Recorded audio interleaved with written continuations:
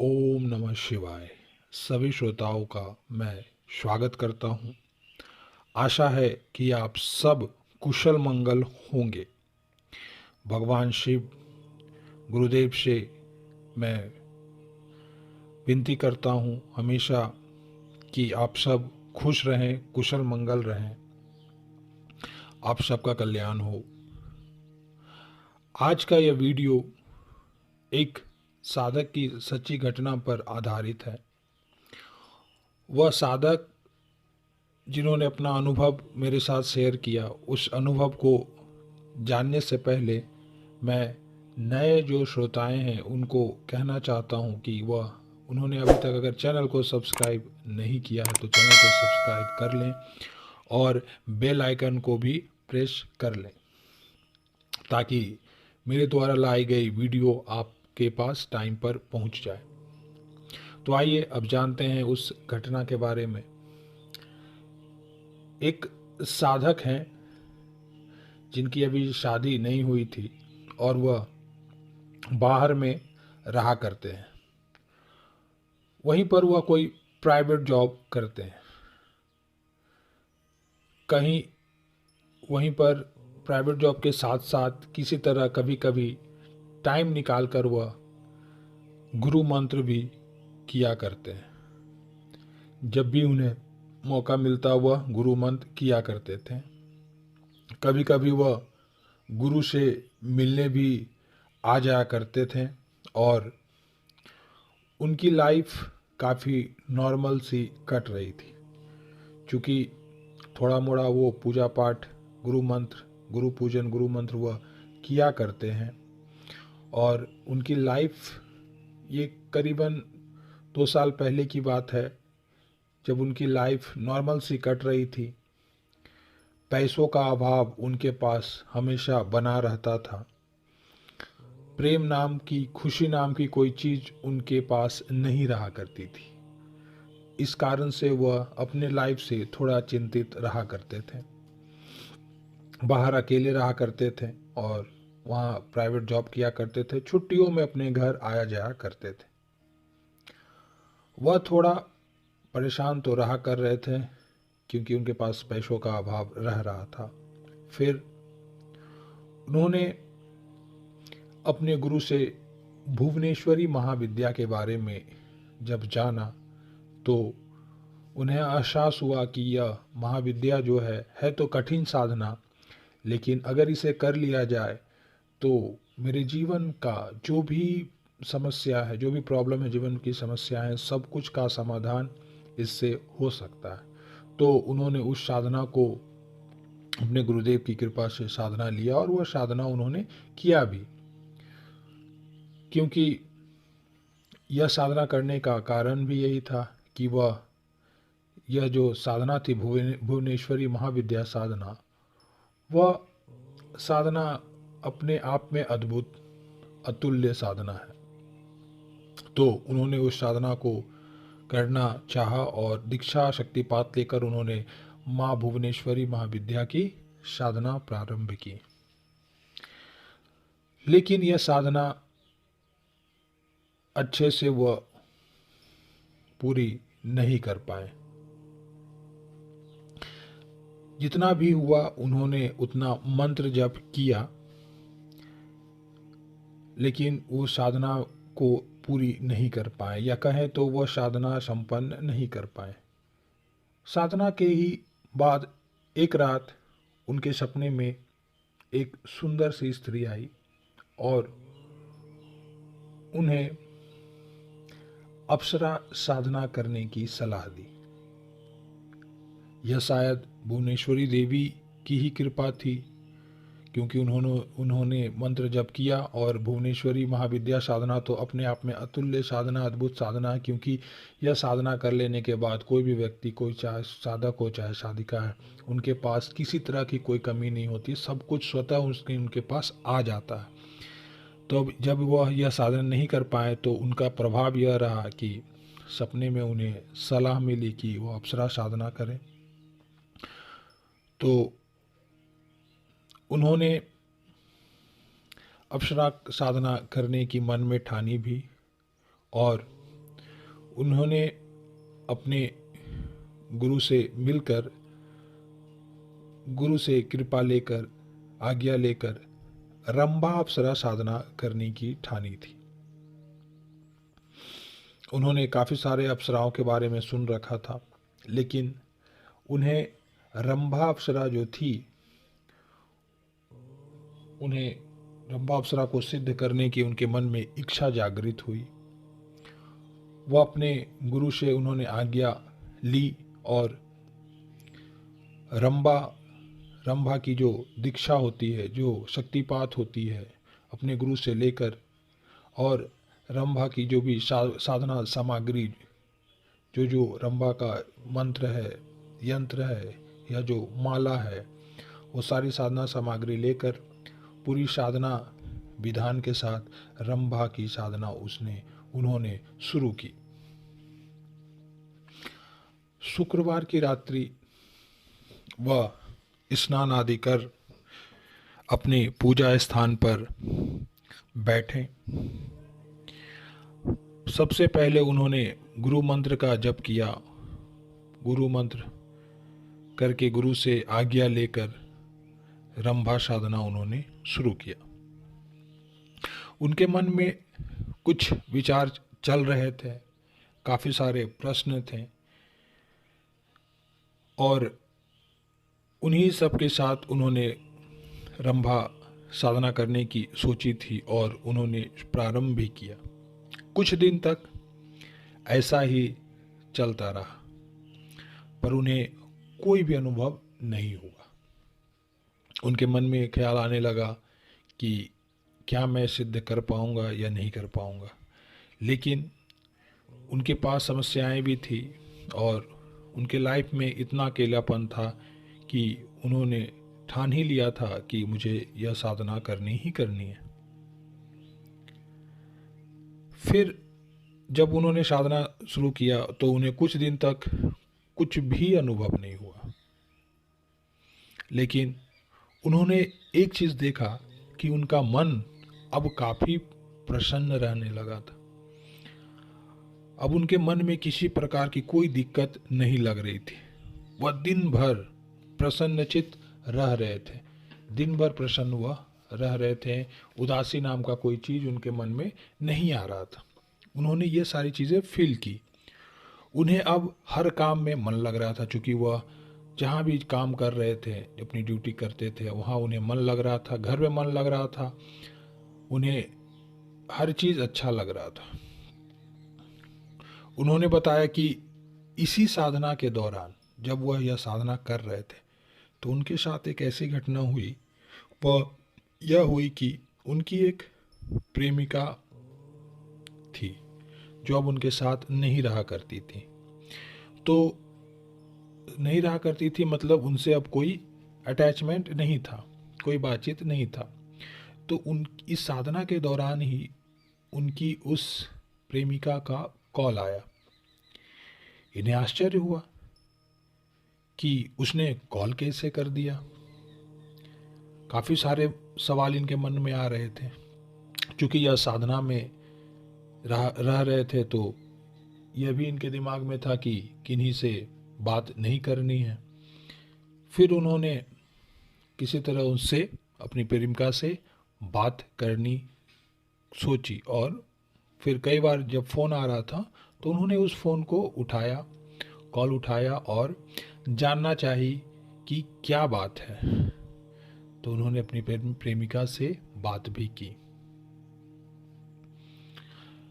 तो पता चला कि उनकी प्रेमिका अब फिर से उनके साथ रहना चाहती है, उनसे बातचीत करना चाहती है।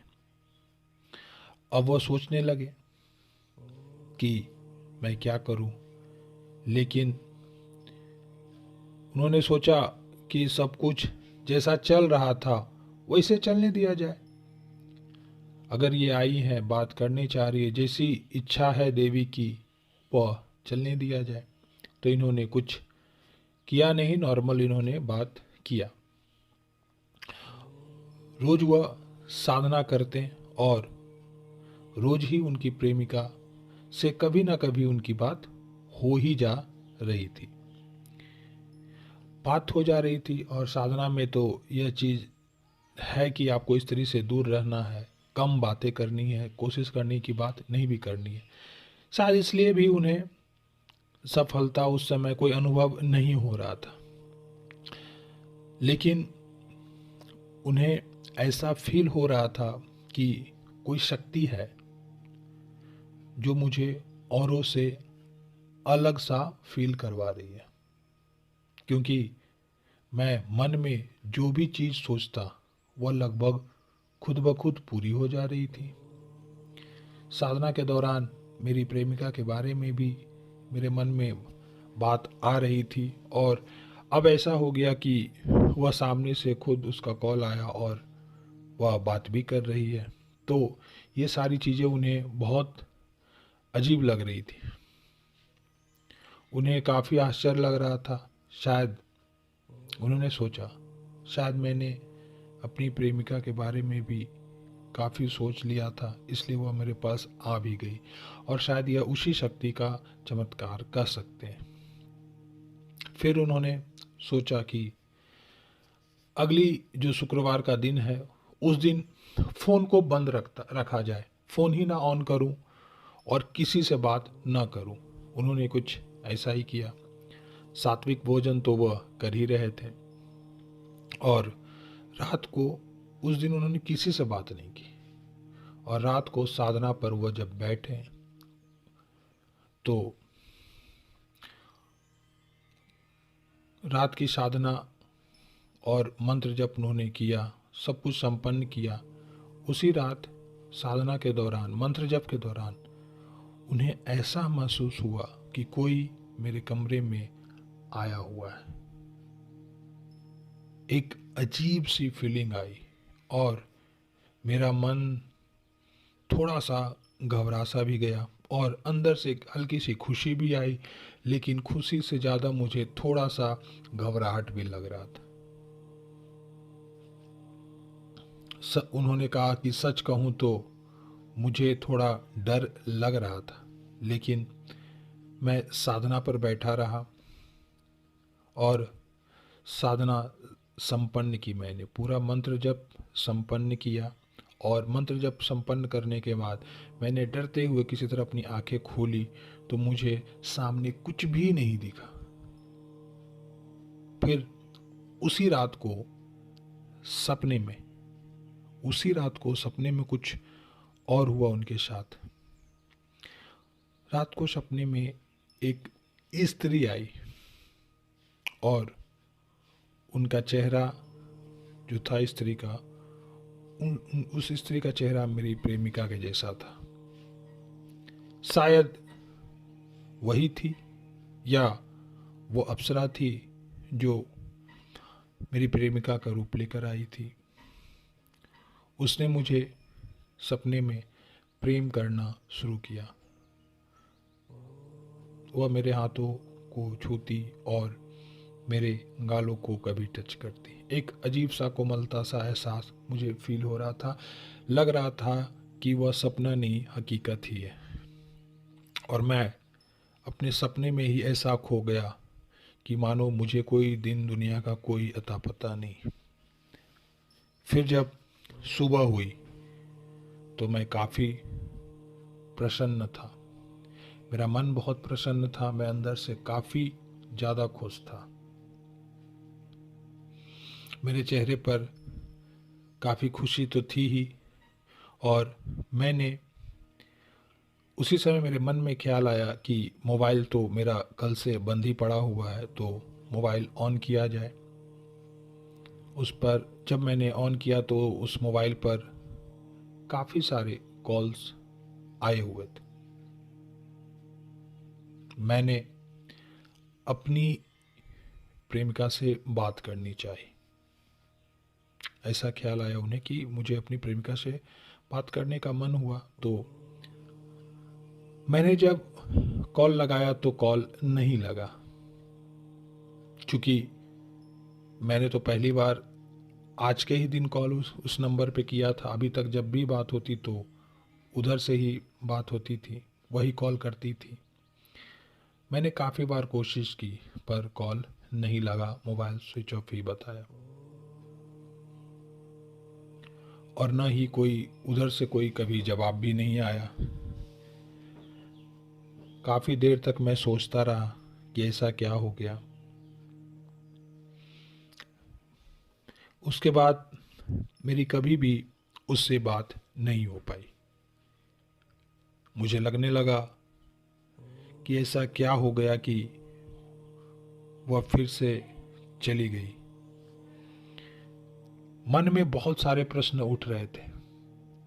एक तरफ तो ये साधना का जो चीज़ मेरे साथ अनुभव हो रहा था या जो सपने में आ रहा था वो, दूसरी तरफ मेरी वह जो प्रेमिका थी जो न जाने कहाँ से अचानक आई और चली गई। आप सब श्रोताओं से भी मैं पूछना चाहूँगा कि क्या जिससे बात हो रही थी वह उनकी प्रेमिका ही थी या कोई और थी? अगर उनकी प्रेमिका ही थी तो अब उन्हें क्या हो गया? क्योंकि अब उनका नंबर लग नहीं रहा। एक बात और, यह बात जो मैंने भी बताया कि जब तक उनकी बात उनकी प्रेमिका से हो रही थी तब तक इन्होंने कभी इधर से कॉल नहीं किया था। हमेशा उनकी प्रेमिका ही जो थी उधर से कॉल करती थी और ये बात करते थे। पहली बार इस दिन इन्होंने सुबह को कॉल किया था और ये नंबर बंद बता रहा था, नॉट रीचेबल जा रहा था। तो जब भी कॉल आया उधर से आया था, तो इन्हें लगा कि इनके मन में बहुत सारे सवाल आने लगे, बहुत प्रश्न आने लगे और यह प्रश्न इनके मन में हमेशा रह भी गया। इन्हें काफ़ी आश्चर्य हुआ, परंतु इन्होंने इसके बाद इन चीज़ों से निकलकर साधना अपनी प्रारंभ ही रखी।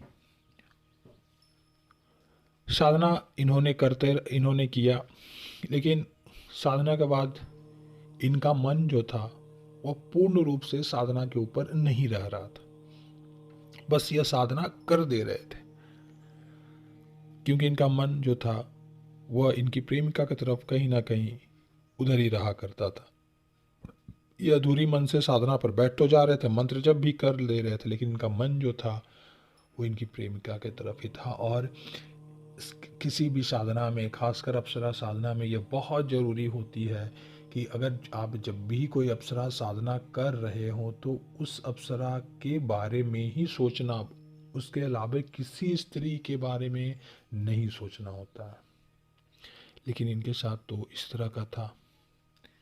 घटना ऐसी हो रखी थी कि इनके दिमाग में वह बात हट नहीं रही थी। खैर, परंतु इन्होंने किसी तरह साधना प्रारंभ रखी, परंतु इन्हें कोई सफलता नहीं मिली।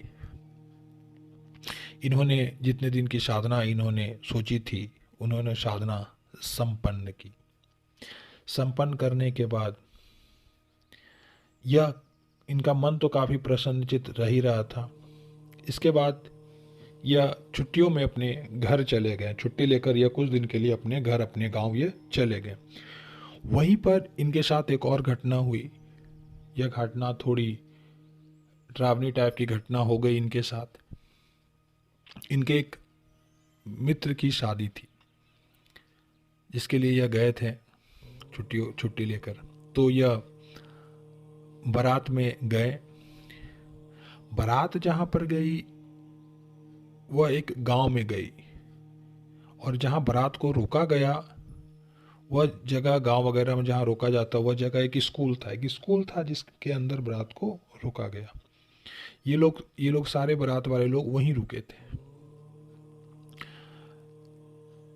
ये जो थे अपने दोस्तों लोगों के साथ थे, काफ़ी दिनों के बाद थे, अब काफ़ी प्रसन्न रह रहे थे। दोस्तों के साथ इनका हंसी मजाक सब कुछ चल रहा था। दोस्तों के साथ यह बात करते हुए उस बारात की भीड़ से निकलकर वे लोग कुछ दूर खेत था, उधर खेत की तरफ ये लोग चले गए। कुछ दूर जाने के बाद, चूंकि रात का समय था, 11 बजे का समय था, रात में खाना उना खाने के बाद ये लोग जब लौट कर आए स्कूल के पास तो कुछ दूर पर खेत था। तो ये लोग कुछ खेत में गए। खेत के पास इन्होंने देखा आगे जा कर के कि कुछ पेड़ लगे हुए थे। ये लोग उसी पेड़ के पास, 2-4 पेड़ थे, वहीं पर बैठ गए। बैठने के बाद बताया कि उस पेड़ के पास से एक छोटी सी नाला छोटा सा गुजरा हुआ था। ये लोग उसी के पास बैठे हुए थे और बातें कर रहे थे, अपनी अपनी बातें शेयर कर रहे थे। तभी वहाँ एक जो पेड़ था उससे छोटा सा उसका जो फल है वह नीचे सामने आकर गिरा। ये लोग वहाँ पर 3 दोस्त थे, एक ये थे और इनके 2 दोस्त थे। तो उन्हीं का एक मित्र जो था, जो फल गिरा उससे उन्होंने उठाया, उठाकर फिर ऐसे ही ये लोग आपस में बात करते हुए हंस रहे थे। तभी वह जो पेड़ था वह जोर से हिलने लगा। सभी लोग डर गए। वे लोग बोले भी, चिल्लाए भी कि कोई है, कौन है, कोई है, कौन है, पर कोई आवाज नहीं आई। थोड़ी देर के बाद थोड़ा मोड़ा मन में इन लोगों का डर तो था ही, साथ ही साथ इस साधक जो भाई थे इनके मन में भी थोड़ा विचार आने लगा। चूँकि इन्होंने साधना उधना कर रखी है तो कोई भी निगेटिव या पॉजिटिव जो शक्ति होती है उनका एहसास ऐसे लोगों को होता ही है। इन्हें कुछ एहसास होने लगा कि कोई निगेटिव एनर्जी है, कुछ गलत चीज़ है जो हमारे आसपास है और हम गलत जगह पर बैठा है। थोड़ी देर के बाद वह पेड़ जो और जोरों से हिला, और जब पेड़ जोर से हिला तो एक अजीब तरह की आवाज इन लोगों को सुनाई दी। आवाज के बाद ये सारे लोग डर गए। डरने के बाद इन लोगों को समझ में नहीं आ रहा था कि अब करे तो करे क्या। वहां से निकलने की सोचने लगे, लेकिन किन्हीं की हिम्मत नहीं हो रही थी कि उठ खड़े होकर भाग भी सके। तभी किसी तरह डरते हुए ही ये लोग खड़े हुए और इन लोगों ने बोला कि अब यहाँ से चला जाए किसी तरह। पेड़ खुद ब खुद थोड़ी देर के बाद जोर से हिलता और फिर उससे कुछ पत्ते झरते, कुछ फल गिरता और फिर वापस वह पेड़ रुक जाता। एक अजीब तरह की आवाज़ भी इन लोगों को आने लगी। चूँकि वहाँ से वह स्कूल थोड़ी दूर था, किसी तरह इन लोगों ने वहाँ से खड़े होकर चलना उचित समझा और थोड़े दूर ही अभी बढ़े थे, तभी इन लोगों के सामने कोई स्त्री खड़ी दिखी, जो सफेद वस्त्र में खड़ी थी। सामने ही नहीं, सामने तो ये स्त्री दिखी, जब इन्होंने पीछे पलट के देखा तो वहां पर भी कुछ दूरी पर एक अजीब सी अदृश्य परछाई उजले रूप में खड़ी थी। अब इन लोगों को समझ में नहीं आ रहा था कि करे क्या। डर के मारे सबकी हालत खराब हो गई थी। सबको लग रहा था कि अब पता नहीं क्या होगा। ज्यादा डर लगा, डरे हुए थे सब लोग। अचानक इनके मन में, साधक के मन में विचार आया। इन्होंने अपने गुरु को याद करना शुरू किया और उसके बाद इन्हें ध्यान आया कि वह जो अप्सरा साधना इन्होंने की थी, उनका असर, उनकी शक्ति या उनका ब्लेसिंग्स हमेशा साथ में रहता ही रहता। तो उन्होंने आंखें बंद की और उस मंत्र का मन ही मन जप करना शुरू किया। इनके दोनों दोस्त डरे हुए थे। इन्होंने कहा कि आप लोग अपनी आंखें बंद करके बैठ जाओ और तीनों वहीं बैठ गए।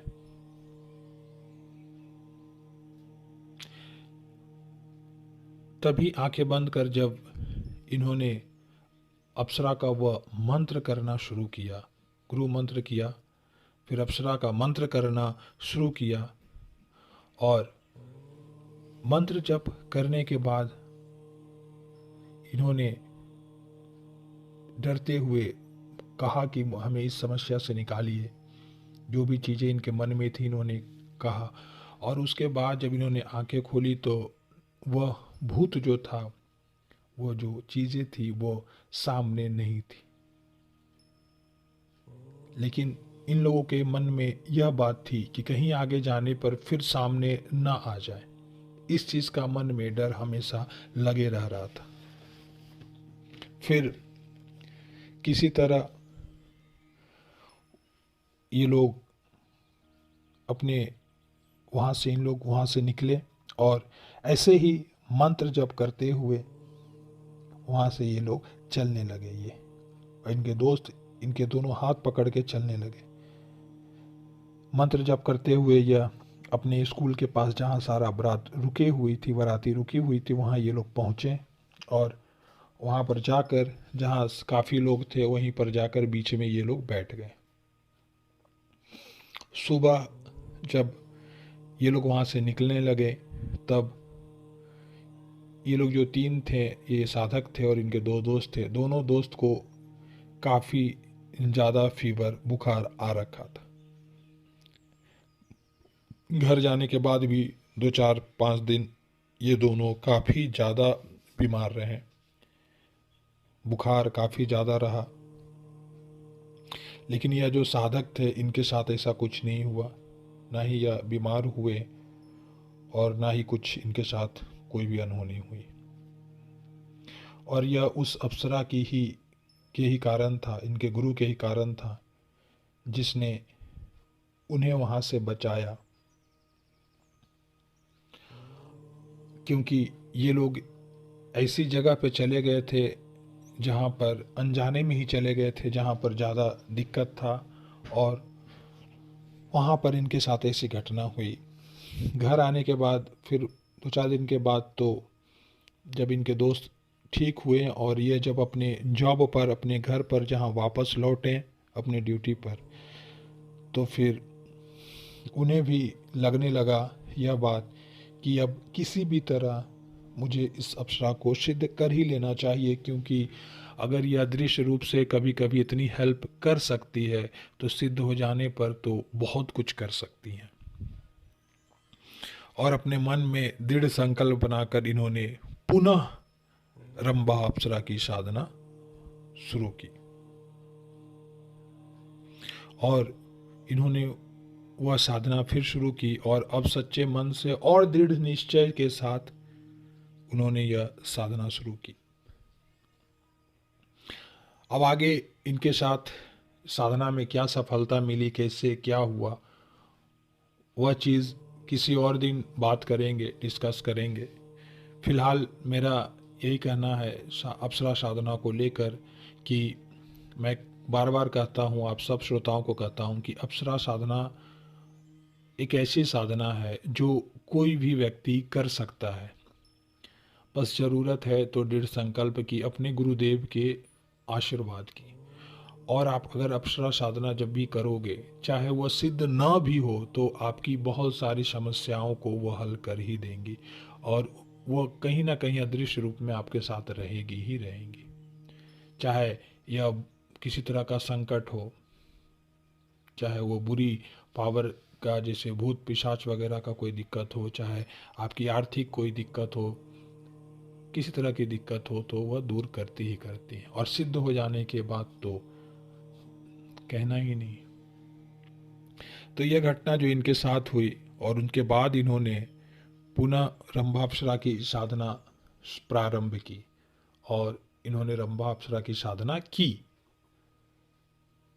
तो आगे और वीडियो जब इनके ऊपर और बातचीत होंगी, और इनकी जो भी अनुभव है जब ये शेयर करेंगे, तो मैं आप सबके समक्ष ज़रूर इनका अनुभव आगे लेकर आऊँगा। और आज के लिए बस इतना ही, और मैं इस वीडियो को फ़िलहाल यहीं रोकता हूँ। वीडियो पसंद आने पर वीडियो को लाइक ज़रूर करें। आप सभी श्रोताओं से एक बात और कहना चाहता हूँ कि आपके पास अगर कोई संकट है, कोई भी प्रॉब्लम है, तो मुझे कमेंट बॉक्स में बताएं। आपकी समस्याओं को हल करने की मैं पूरी कोशिश करूँगा। भगवान शिव, गुरुदेव आप सबका कल्याण करें। बहुत सारे आशीर्वाद और बहुत सारे प्रेम आप सभी श्रोताओं को, सभी सब्सक्राइबर्स को, सबको बहुत सारा प्यार है। हमेशा खुश रहें और भगवान शिव की कृपा हमेशा आप सब पे बनी रहे। इसी शुभ वचन के साथ मैं आज अपने वाणी को विराम देता हूँ। ओम नमः शिवाय।